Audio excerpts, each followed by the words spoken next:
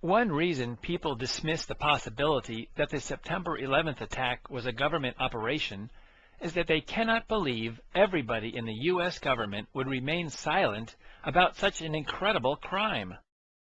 A woman named Kay Griggs, the second wife of Marine Corps Colonel George Griggs, can help us understand why everybody is silent.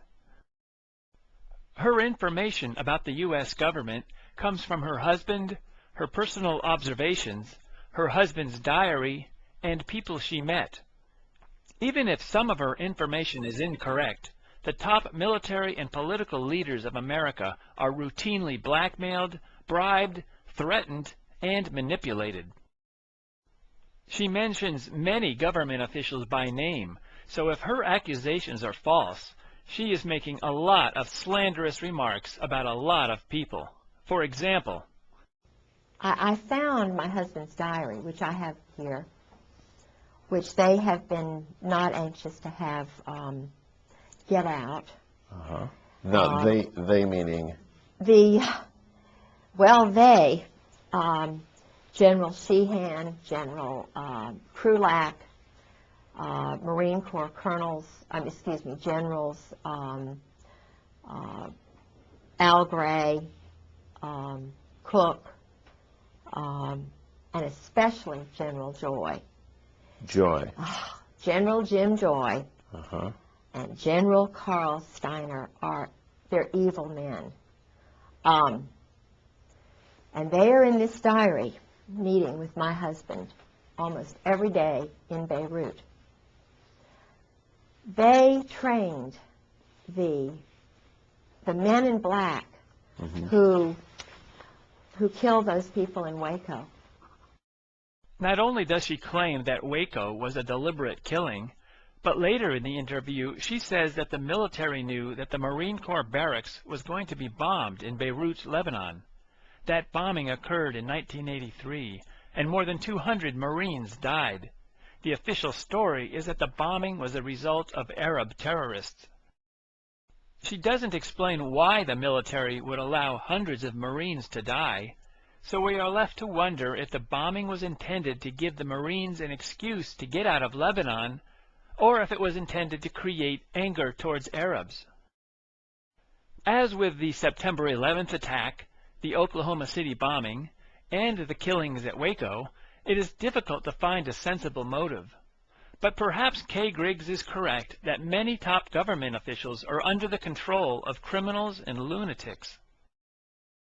She explains that one of the methods to control government officials is to pressure them into doing unusual sexual activities, which can then be used to blackmail them.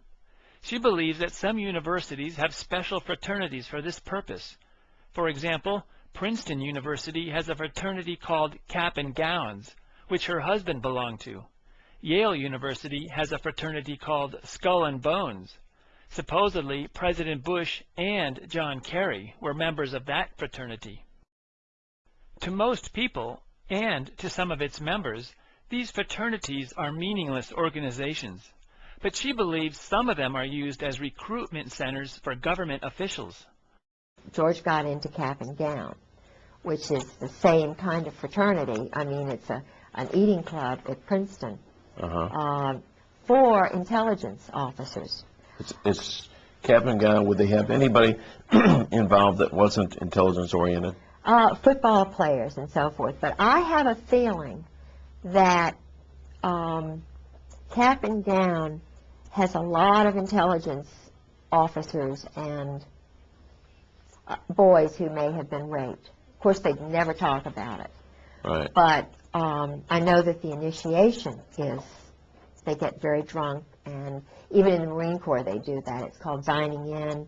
They have the shellback ceremony. They do a lot of homosexual enticement. The boys are, when they come in, when they're new recruits, they strip them nude, they violate their personal parts. There's a lot of that is going on. What about even now? Tailhook? Yeah. Is there a connection? Yeah, sure, because the cream of the crop is doing this. they're having group sex And parties. that was a Navy operation too, wasn't it? Yeah, She points out that tailhook has a double meaning. you know what tailhook means, don't you? No, what is tail hook? Uh-oh. I got a feeling. Yeah. Is it a homosexual reference? Yeah, sure. Really? Sure. Did you know that, Steve? Isn't that something? Yeah. And the average person on the street has no idea. No. She accuses a Marine Corps general of being a cherry Marine. What I want to tell you about General Al Gray, my husband was the chief of staff for General Al Gray, who was the commandant of the Marine Corps. And I probably shouldn't say this on the tape, and you all can get rid of it, but he's a homosexual. Gray. Gray. Okay. He's what they call a cherry Marine. She then describes the initiation ceremonies in more detail and noticed that her husband is one of the sources of this information. I mean, if this really got out, that these guys are all inducted because they've got some kind of homosexual thing on them. Indoctrination. I mean, or induction. They have to do that. Yeah. They do that. Yeah. In a coffin. And it's even now coming into the military totally. The chiefs do that. They put them in the coffin. They do the bowling ball trick. Okay, you got to explain this. What happens when you get in the coffin? Why do you get in a coffin? Oh, they get, when you get your eagles, that's a German thing. Okay. You know, it's what the German high command did, and most of them, you know, had the boyfriends and stuff, the Krupps and all of that. It is a German thing that they say goes back to Greece, and it's all the male Marine-looking men that they do it with. So now the chiefs have to do that. What they do is they get, George said it's like a zoo. They get everybody really drunk, and they sometimes call it dining in. Shellback is another time that they do it. Not everybody does it, but the ones who do it, if they're young, they get right up to the top. It's a... Okay, well, what actually do they do? They've got a coffin, they get inside anal this... sex. Oh, that. They put them in the coffin, and they do things.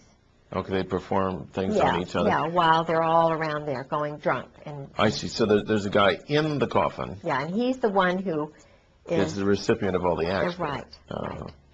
Probably safe to conclude these are oral sex acts on this guy or something like that. Okay. Yeah, oral and anal, whatever. Yeah. But what's the significance of the coffin? I don't know. Although she never explained what the bowling ball trick is, you should ask yourself, would a top military official or any other man tell his wife that he was pressured into joining these bizarre ceremonies if they were not true? Not every man in the military is enthusiastic about homosexual sex, so there are also orgies with women. These orgies are going on all over the Mediterranean, that the captains, lieutenants, the men who rise to the top are the ones who are picked to play the games, the pool parties, the nude pool parties. And they have the secretaries who come in. I've talked to 3 guys, and of course my husband, who went to these parties. But what they do is, and this is General Al Gray, who was the main prime mover, they would go to a place like Aix-les-Rosés, where Charles Caddock, this teacher who inducted, got my husband into it, he retired in one of these all-male party houses on the Mediterranean. I mean, that's where and my husband kept up with him all through the years. But these sex parties and orgies, they're all homosexual in nature, or is there some heterosexual? They start off with the wild secretaries. It's kind of, you know, my husband did those in Indonesia.